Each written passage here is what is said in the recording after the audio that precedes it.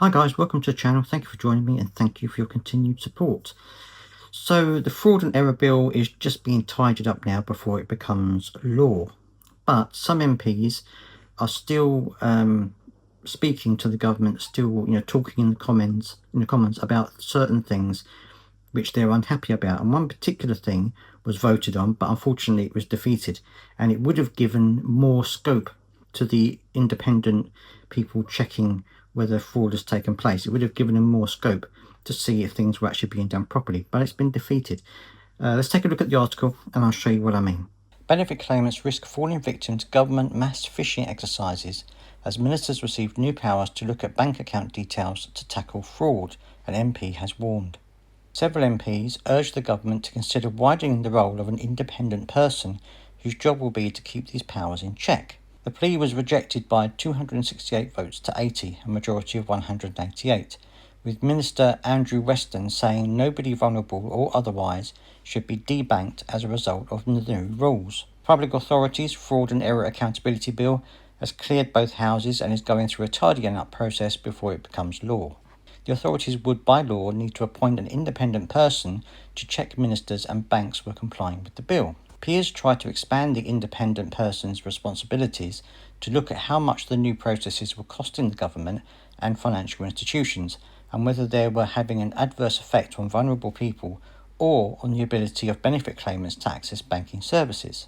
Liberal Democrat Work and Pension spokesman Steve Darling said, "We still have concerns that there is a blanket approach to this, and effectively mass phishing will occur with the proposals as before us." He called for more responsibility to be given to the independent reviewer around proportionality and fairness. Neil Duncan Jordan, who had the Labour whip suspended after breaches of party discipline, shared his fear that although the reviewer would have to look at compliance under the government's plans, they did not have to consider whether the eligibility verification measure is being used proportionately. The Poole MP told the Commons, "It is essential that any consideration of the proportionality of the EVM takes into account the potential harm to individuals." Mr. Duncan Jordan added, "If the algorithms are scanning the bank accounts of 10 million people, an error rate of just 1% will result in 100,000 cases where innocent people are wrongly investigated."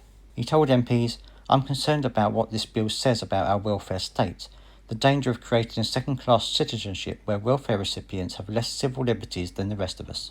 It turns banks into an arm of the state empowered to trawl through personal data, even when there is no suspicion of wrongdoing. And this strips away a fundamental principle, I believe, of British justice, the presumption of innocence." Now, this is something I've said before, that these new powers, while they're saying there's going to be checks in place to stop people from making mistakes and stop things from going wrong, there is the chance that it will be used in the wrong way. There is the chance that it won't be looked at effectively. And of course, we don't know how much this is going to cost to be done, to get the banks involved to do the checks, to employ these lots of extra investigators to talk about, looking at the fraud and things like that. How much is that costing the government? And is that actually more money they're spending than they're going to get back? Because we know that fraud within the welfare system is actually very low, especially in the PIP system. So are they actually going to be saving any money by doing this, or are they going to be spending as much as they're going to save?